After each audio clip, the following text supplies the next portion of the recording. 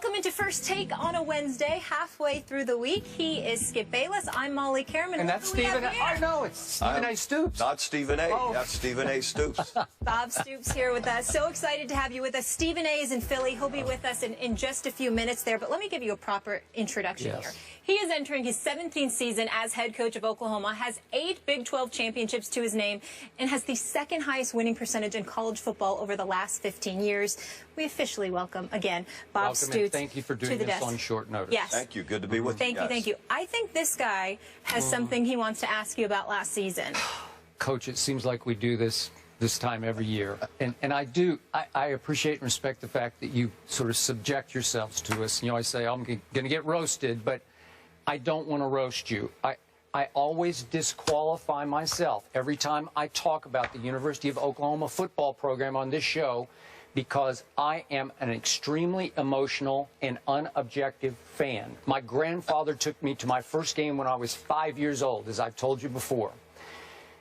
I have always liked you very much personally, and I have always appreciated what you did for my program. What is this now? You've been there 16 years. 17. I mean, this will be your 17th year. And once upon a time, it was viewed as this renegade, out-of-control program. Then it floundered, and you classed it back up. You took it back to the top of the rankings with class and principle, and I appreciate that. So last year, here comes well, the but was at the end of the year last year. I was ashamed by what happened because this is the University of Oklahoma I'm talking about. I know how much you love the program. And you have done so well there that as I sat dumbfounded watching Baylor, and I know Baylor had a powerhouse offense, but they score 45 unanswered points in Norman, Oklahoma. And I'm saying, this is impossible. These are the Sooners. Then, obviously, you played well as a beat-up football team in the in-state Bedlam rivalry against Oklahoma State, and you've taken a lot of the blame for repunting at the end of the game, but it was a disastrous calamity at the end of the game, and I think you'd be the first to admit. 92-yard punt return takes you to overtime, and you lose to a not very good Oklahoma State team. Then I don't know if your team just quit on you or what, but to be behind Clemson, a decent football team, but not a great one, 40-0 after 3/4 of a bowl game was incomprehensible to me. So, very simply, now that you've had a little time to sit back, maybe play a couple rounds of golf and reflect on it, what the heck happened at the end of the year? Well, I'm glad I rushed off the bus to jump in for Stephen A. Just come back at me like Stephen A. does. We'll be okay. We appreciate the bottom line, sure, I take responsibility for the end of the year. My decision to punt again, poor decision. I've said it a number of times. And I don't think we ever got over that. And don't take anything. I'm not taking a thing away from Clemson, a really good football team that had a really good year. We really never moved on maybe as coaches and players. It is my job to get our players in that position. I didn't do a good enough job getting them, prepared and to move on and from that game. And therefore, again, Clemson, though, a really good team, not taking a thing away from them. They beat us good in the bowl game. And so it's our job to recover and to move on from it. And we've had a lot of really good years. I think 12 of the previous 14 years ahead of that, we've had 10 or more wins, and no other team in the country has done that. Okay, so 45 unanswered by Baylor, and I know they were explosive, but you, as a defensive football coach, you had to be ashamed of that. Yes and no. As a team, we didn't play very well the second half of that game. Give Baylor credit. They've scored a lot of points on everyone. I think they played the #1 defense in the country in Michigan State in the bowl game, and I think the score was 42-41. And Michigan State, Baylor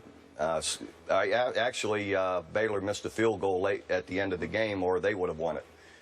So they put a lot of yards and points on everybody. And so really to beat them, you've got to hold serve. Your offense has to be able to match up with them and score like that. And in the end, back and forth, we weren't able to do that. Okay, so how much did last year hurt your pride?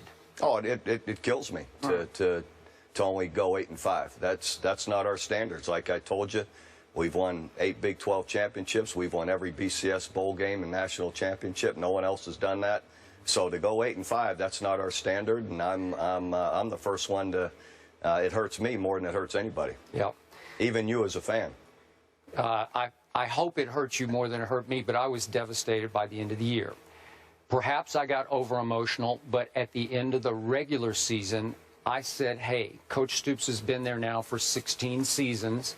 Maybe it's time for him to move on and this program to move on. Maybe sometimes they just get tired of hearing your voice. And I also said on this show, sitting in this chair, if Bob Stoops goes somewhere else, he will be a big success somewhere else. But maybe he needs a change of scenery, and so do, quote unquote, we need a change of scenery.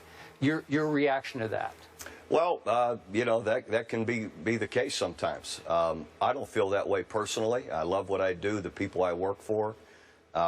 Again, we've got a long track record that's very successful, more so than maybe anybody else. But in the end, I love what I'm doing. I really love my players. I believe we've got an opportunity this year to do better than what people think, but we've got to go make that happen. You do. You've had, I think, numerous opportunities to jump to the National Football League when the program's riding high. Do you ever look back at all and regret not taking any of those chances? No, because at this point in my life, the way everything has gone, and again, the people I'm working with and at the university and the age of my family, it's been perfect. I've loved what we've been able to do at Oklahoma. The kids are what now? I have a daughter that just turned 19, is going to be a freshman in college. And I have two sons, identical twin sons, that are 16, going into their sophomore in high school. So for where we're at in our life right now, this has been great. So going into next year, I remember Todd McShay, I know you know Todd, he did sideline at your Tulsa game, remember the rain game at Tulsa, and was raving about your talent level. And I believe Todd said this could be as talented a football team as there is in the country. And you were picked high last year, I don't know, top 5, maybe consensus by the polls. Where is that talent level now going into this football season? I feel we've got a very talented team. We've got a good football team. You know, anytime you graduate some players or they move on to the NFL, you've got to replace some guys. But I feel we have guys in place that are good football players to take over for them. So I feel that we've got a team that can compete for a championship. Quarterback, maybe a two-way, maybe a three-way battle. What's your gut feeling right now on which way you would go there? There's way too many practices and way too much time from now to our first game for me to decide that. I want to see those guys continue to compete for it, and just want to see who's going to be the most consistent at making the plays that are there and running our offense, moving the chains, and who's going to avoid the really poor plays that really hurt us, you know, the turnovers that really can, you know, break your back. Who can avoid those? Where would they rank right now? Do you have a depth I'm not chart? going to. No? You know, Baker Mayfield and Trevor Knight are really neck and neck, and Cody Thomas is right on their heels. He really made a lot of progress through the spring, and we really like the direction he's going as well.